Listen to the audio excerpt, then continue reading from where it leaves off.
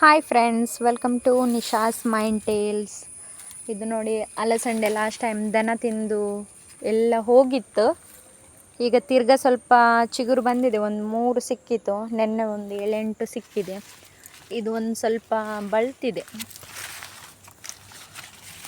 ಮತ್ತು ಇಲ್ಲೆಲ್ಲ ಇದೆ ತುಂಬ. ನೆನ್ನೆ ಒಂದು ಸ್ವಲ್ಪ ತೆಗೆದು ಪದಾರ್ಥ ಮಾಡಿದ್ವಿ. ಇನ್ನು ನೆಕ್ಸ್ಟ್ ನೋಡಬೇಕು ಯಾವಾಗ ಆಗ್ತದೆ ಅಂತ.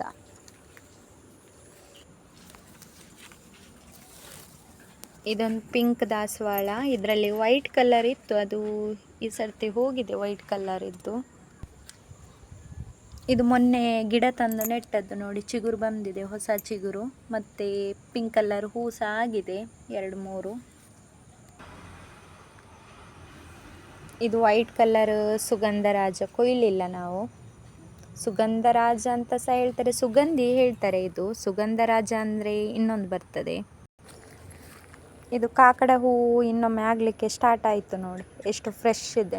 ಈಗ ಸ್ವಲ್ಪ ಸ್ವಲ್ಪನೇ ಆಗಲಿಕ್ಕೆ ಸ್ಟಾರ್ಟ್ ಆಯಿತು.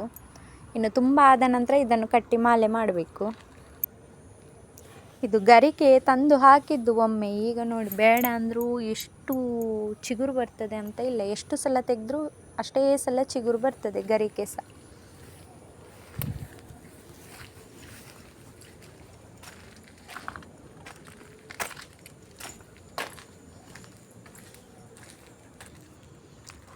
ಮಳೆಗಾಲ ಆದದ್ರಿಂದ ತುಂಬ ಗಿಡ ಮತ್ತು ಹಣ್ಣಿದ್ದು ಗಿಡ ಎಲ್ಲ ಹಾಳಾಗಿದೆ, ಕೊಳ್ತೋಗಿದೆ. ಅಲವೀರ ಸಹ ತುಂಬ ಕೊಳ್ತೋಗಿದೆ. ಅಂದರೆ ಕೆಲವು ಗಿಡಗಳಿಗೆ ನೀರು ಜಾಸ್ತಿ ಆಗಬಾರ್ದು, ಕೆಲವು ಗಿಡಗಳಿಗೆ ನೀರು ಕಡಿಮೆಯೂ ಆಗಬಾರ್ದು. ಹಾಗೆ ಸ್ವಲ್ಪ ಮೇಂಟೈನ್ ಮಾಡಲಿಕ್ಕೆ ಕಷ್ಟ ಆಗ್ತದೆ.